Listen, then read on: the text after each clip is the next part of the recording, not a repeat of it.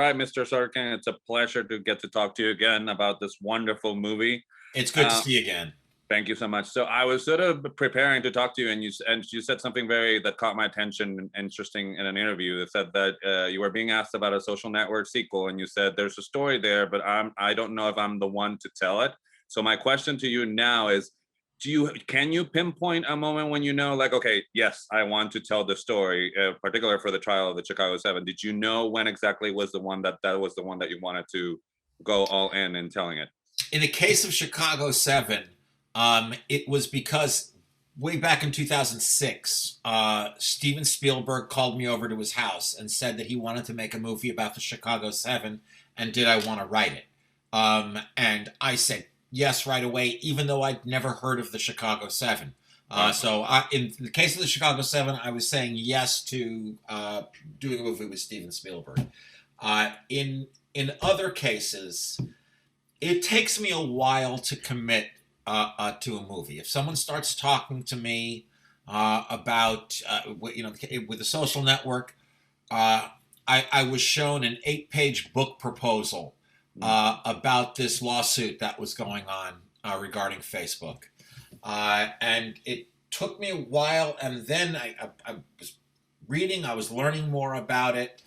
And if I can see what the intention and obstacle is, that's the building blocks of drama for me. Somebody wants something standing in their way of getting it.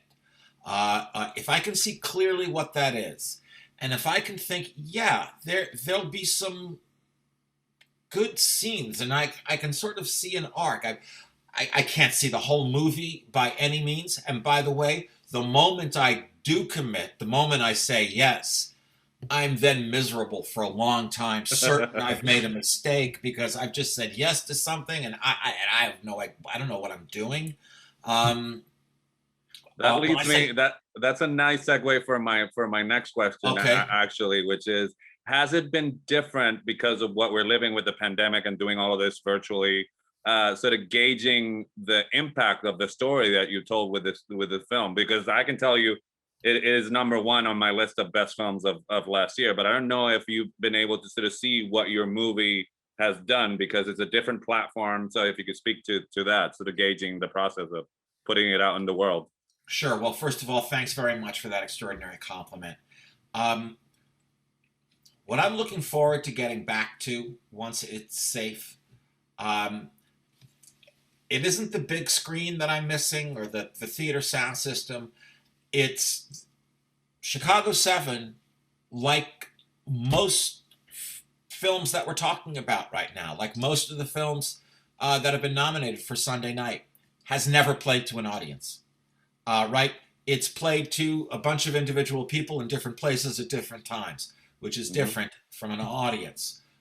When you're part of an audience, when there's this shared experience, where the lights come down and we're all quiet at the same time, we're all laughing at the same time, gasping at the same time, crying at the same time. The end of the film is resonating with everyone at the same time, and then we're talking about it as we leave the theater. That's the experience that I missed. I'm looking forward to getting back. You gave me goosebumps. Like I missed that so much. So my time's gonna be up pretty quickly. But let me ask you this: is it weird now that, particularly with all the social media now, that you haven't shot one single thing in your next project, or we haven't seen it? You know what I mean? And everybody already has an opinion about your casting choices and what. Are you used to that? Is it sort of like an amplified version of the industry, but it's just that people... I am used to it, and I have to say, there's something positive about it, believe it or not, which is that you can leverage everyone's false expectations of what the film is going to be. I remember with the Social Network, when word got out that I was writing a movie about Facebook, everyone thought, oh my God, this is going to be the worst thing in the world. What they were picturing was Paul Rudd friending Drew Barrymore and the two of them falling in love, that that's what the movie was going to be about. And they think that Nicole Kidman is playing Lucy Ricardo. She's playing Lucille Ball. Okay. All right. So thank you for the taste of that. Pleasure talking to you, and stay safe. Pleasure talking to you again. Hope to see you at a screening sometime. Thank you so much.